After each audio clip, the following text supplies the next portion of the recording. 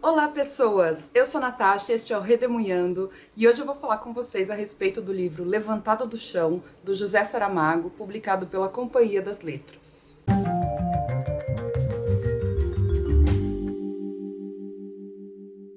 Se você é novo aqui no canal Redemunhando, primeiro seja bem-vindo. Em segundo lugar, você provavelmente ainda não sabe, mas todo mundo que me acompanha sabe que o José Saramago é o meu autor favorito, ou pelo menos está entre os 3 favoritos, que seriam José Saramago, João Guimarães Rosa e Gabriel Garcia Marques. E por eu adorá-lo tanto, eu faço um projeto chamado Todo Saramago. No projeto Todo Saramago, eu pretendo ler toda a obra do José Saramago em ordem cronológica de publicação. E eu estou começando pelos romances. Estou lendo um por ano. Então, esse é o terceiro, eu li em 2018. Agora, em 2019, lerei o quarto, que eu acho que é o Memorial do Convento. Mas se você quiser ver a minha opinião sobre os primeiros livros publicados pelo Saramago, que foram Terra do Pecado e o Manual de Pintura e Caligrafia, eu vou deixar tanto nos cards quanto no box de descrição do vídeo aí embaixo, o link para a playlist. Então vamos começar a falar do Levantado do Chão. Esse aqui é o terceiro livro publicado pelo Saramago, no ano de 1980. Eu me apaixonei por ele já na epígrafe e no primeiro parágrafo, que dão uma boa ideia do que fala o livro. Eu leio para vocês daqui a pouquinho. Mas para começar, eu gostaria de resumir o enredo básico do Levantado do Chão. Eu identifiquei 3 eixos dentro da narrativa que vão guiar toda essa história. O primeiro eixo é o latifúndio, porque o Levantado do Chão é a história de um latifúndio, ou seja, de um grande pedaço de terra que tem um dono e que tem várias pessoas simples que trabalham ali naquela terra para aquele dono. Tanto que a capa eu achei muito bem feita, porque ela retrata de fato algo que parece um pedaço de terra. Inclusive tem um pequeno alto relevo aqui que dá essa textura mais áspera, como se fosse de terra mesmo. Então o primeiro eixo do livro é esse pedaço gigantesco de terra que está dentro de um sistema econômico muito específico. O segundo eixo é a família Maltempo. A gente vai acompanhar ao longo do livro inteiro a história de uma família que começa com só 3 integrantes. O pai da família chama-se Domingos Maltempo e ele tem uma tendência ao alcoolismo e é sapateiro por profissão. Ele tem uma esposa que é chamada Sara da Conceição e a Sara é uma mulher muito doce, nas palavras do Saramago, ou do narrador, né? É uma mulher sofrida e calada, muito devotada à família. E a gente tem também o bebê, que é o João Maltempo. O João ele tem um traço muito característico que é os olhos azuis. E ninguém sabe de onde vieram esses olhos azuis, porque praticamente ninguém na família tem, que eles se lembrem, né? Mas aí o narrador vai nos contar de onde na família tem esses olhos azuis.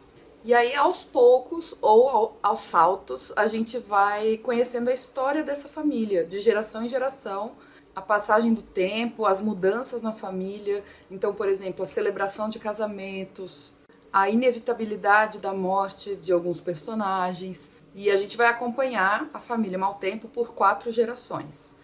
Então, os Maltempo moram nesse latifúndio, já temos 2 eixos da história.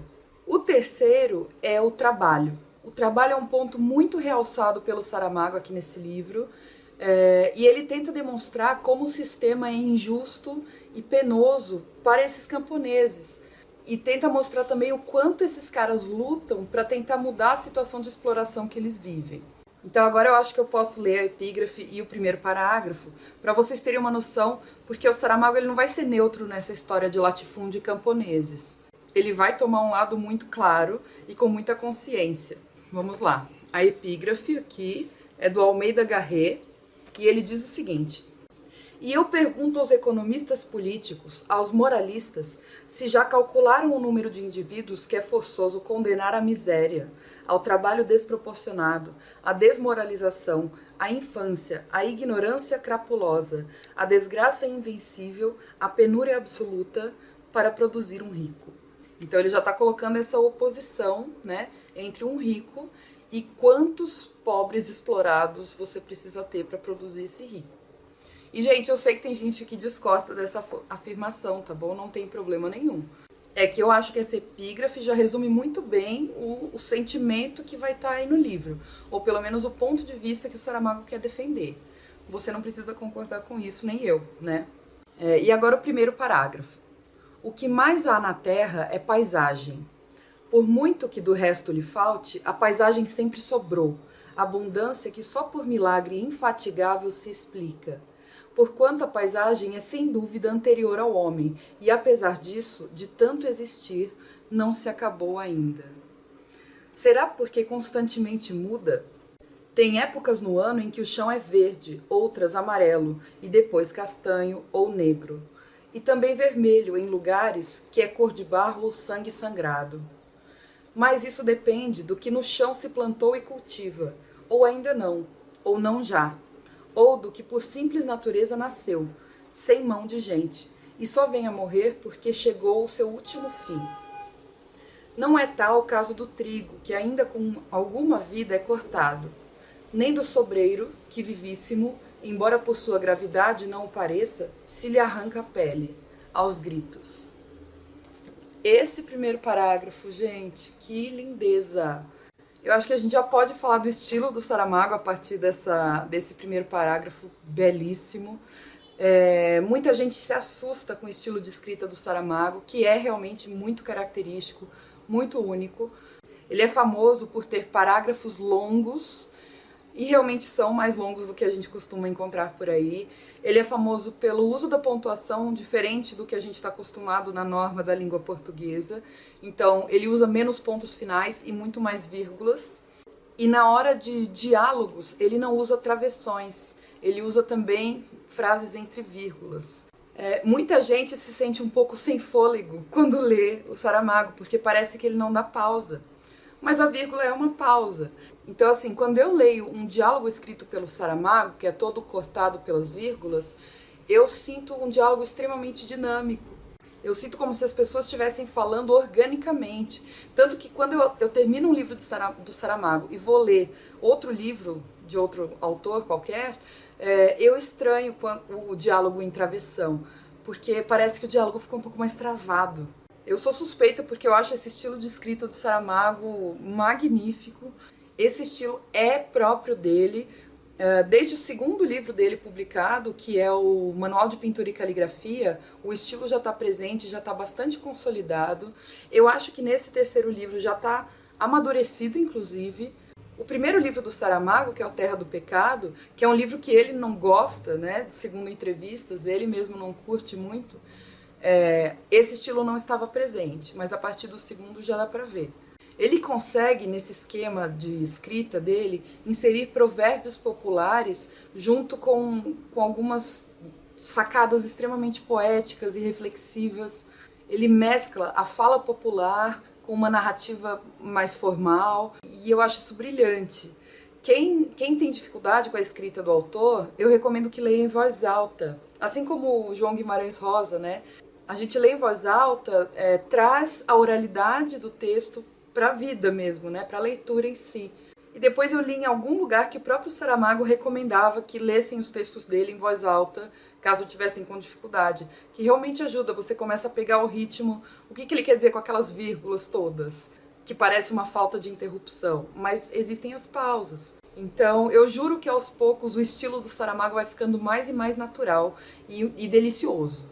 Além disso, o tempo todo no texto ele faz críticas de forma bastante ácida e ao mesmo tempo sutil, o que parece contraditório, mas ele consegue conciliar as duas coisas. A maneira como o narrador vai introduzindo os ambientes e os personagens é magistral. Nós vamos descobrindo gradualmente mais e mais nuances, detalhes a respeito da vida de cada um dos personagens, da história deles, das personalidades e muitas vezes de maneira extremamente poética. Porque como vocês viram aqui no primeiro parágrafo, o Saramago não escreve poesia nesse livro, é um livro de prosa. Mas é uma prosa poética, é uma prosa bela, só não tem o formato de versos. Para mim o Saramago faz poesia sem ser poema. E junto com essa característica poética, o Saramago tem uma outra característica que eu amo, que é um certo viés materialista. Ele tem um olhar materialista, ou seja, ele não recorre a recursos sobrenaturais para explicar as coisas. E sobrenaturais eu quero dizer metafísicos ou divinos. Isso é muito bonito porque o Saramago consegue, de uma forma dolorosa e poética explicar todas as coisas que acontecem na história e as consequências disso e as reflexões que ele faz, sempre dentro do aqui e do agora. Alguns outros aspectos que me chamaram muito a atenção nessa obra foi que ele consegue entrelaçar de uma maneira muito legal a história dos personagens com a história de Portugal. Então, por exemplo, ele fala da proclamação da República em Portugal, que foi em 1910. E isso vai ter consequências práticas na vida dos personagens. Como eu falei, o Saramago não é neutro nessa história inteira e nem tenta parecer neutro. Ele coloca, por exemplo, a proclamação da República como sendo uma coisa que mudou o nome, ou mudou o regime político do país, mas não necessariamente trouxe benefícios para a população. Então ele traz essa crítica embutida no texto também. Outra coisa que ele critica que tem a ver com a história de Portugal é a exacerbação do nacionalismo que acontece durante o período que eles chamam de Estado Novo. É o governo do Salazar, um governo com características fascistas muito fortes. E ele mostra como esse regime político totalitário se traduziu em repressão para os trabalhadores do latifúndio, porque prendiam esses trabalhadores sempre sob a justificativa de eles serem comunistas e coisas assim. Então ele estava mostrando como a propaganda do governo funcionava para poder manter o regime. Esse livro, como eu disse, ele se passa num ambiente completamente rural. O latifúndio é a espinha dorsal do livro, então a terra em si é um elemento super importante, tanto que o primeiro parágrafo do livro é sobre isso, né? A terra, a paisagem, a passagem do tempo. O latifúndio, a terra aqui, é uma entidade e não apenas uma ambientação. É quase como se fosse um personagem mesmo. E como eu mencionei, além da terra, a atividade laboral, ou seja, o trabalho em si, é um dos elementos mais fortes da trama, e a partir disso o narrador nos traz reflexões muito lindas a respeito da condição humana e do sofrimento humano. Até porque provavelmente o sofrimento é a condição humana, né? Como eu falei já anteriormente, e como vocês puderam ver pela epígrafe, o autor claramente toma o lado dos explorados, dos pobres e dos inocentes, porque ele consegue, ao longo da narrativa inteira, ele consegue mostrar pra gente como essas pessoas são ao mesmo tempo extremamente potentes, ou seja, como elas têm um grande potencial de transformação, e ao mesmo tempo como elas são impotentes, como elas não percebem, não têm às vezes consciência desse seu grande potencial. Ou não conseguem agir dentro desse potencial também, dependendo do aparato repressivo que elas enfrentam. Porque, como eu falei, passa pela história de Portugal em vários momentos, né? As críticas que estão emaranhadas aqui no texto sempre estão dirigidas aos poderosos e inescrupulosos. Especificamente, ele fala dos príncipes, dos políticos, dos latifundiários, dos padres e dos policiais, que ele chama de guardas. E não entendam mal, ele não está falando que todos os príncipes, todos os policiais, todos os padres são ruins, mas ele dirige essa crítica especificamente aos que são inescrupulosos, aos que são desonestos, aos que são exploradores. Ele não poupa os inescrupulosos mesmo. Eu poderia destacar aqui cenas de todos os capítulos que eu considero assim um primor de narrativa e que estão entre as coisas mais lindas que eu já li na minha vida. Então, só para eu deixar registrado para mim mesmo, aí quando eu for assistir o vídeo, se eu quiser retomar alguma coisa do livro, o capítulo que começa na página 78, para mim, é uma das coisas mais belas que eu já li na minha vida. Tem uma cena em que se narra o espancamento de um homem e que o Saramago intercala a descrição do espancamento com as formigas fazendo um caminho no chão. Que, gente, é uma cena esplêndida. Mesmo esse primeiro parágrafo do livro eu considero magistral. Tem um capítulo que fala a respeito do nascimento, do parto, que é lindíssimo. Ou seja, se deixar aqui eu ficar falando sobre a escrita do Saramago, o jeito que ele narra as coisas, o vídeo não vai ter fim, porque vai faltar adjetivo, na verdade. O texto dele tem essa qualidade de conseguir aliar o tempo todo o micro e o macro. Então, como eu falei, as formigas e os homens, ou a família de algumas gerações e o latifúndio, que é milenar, os segundos que vão se passando e as estações que se repetem infinitamente. E ele tem plena consciência dessa relação dialética, dessa coisa de colocar os opostos no mesmo plano, e isso causa tanto um contraste quanto uma complementaridade. Então, nesse livro ele fala muito das permanências do latifúndio, as coisas que são muito constantes ao longo do tempo, e das mudanças, das transformações. Olha só como o Saramago é plenamente consciente dessa relação dialética que ele faz. Abre aspas. Tem isto o latifúndio, alterna grandes agitações e grandes adormecimentos. Isso está na página 300 e 301. E aí, só para falar para vocês, o meu ritmo de leitura foi bastante variável ao longo desse livro. O que é muito interessante de perceber, porque ele está falando o tempo todo das coisas serem lentas e acontecerem rapidamente também. E o meu ritmo de leitura acompanhou isso.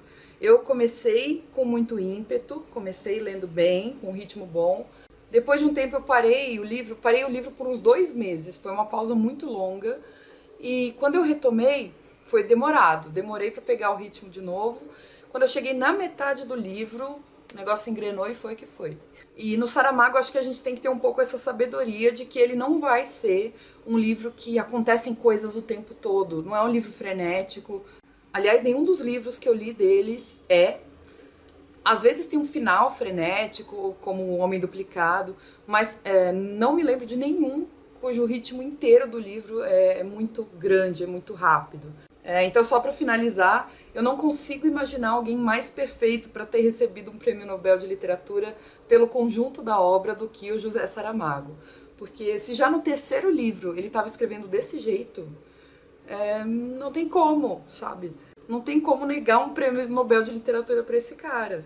A única coisa é que eu não recomendo esse livro para quem for começar a ler Saramago. Então não acho que esse é o melhor primeiro livro. Se você quiser começar a ler Saramago, eu recomendo ou o Intermitências da Morte ou o Ensaio sobre a Cegueira. Aliás, acho que o Ensaio sobre a Cegueira é o melhor para começar. Foi aquele pelo qual eu comecei e não me arrependo nem um pouco, como vocês podem ver. Tá? Não deixem de ver os outros vídeos da playlist em que eu analiso os livros anteriores. Aguardem que vai ter vídeos todo ano a respeito de algum livro do Saramago. Agradeço muito a companhia de vocês aqui por terem assistido ao vídeo. Espero que tenham gostado. Se você gostou, não esquece de deixar um joinha pra mim. Deixa um comentário também, que eu fico muito feliz.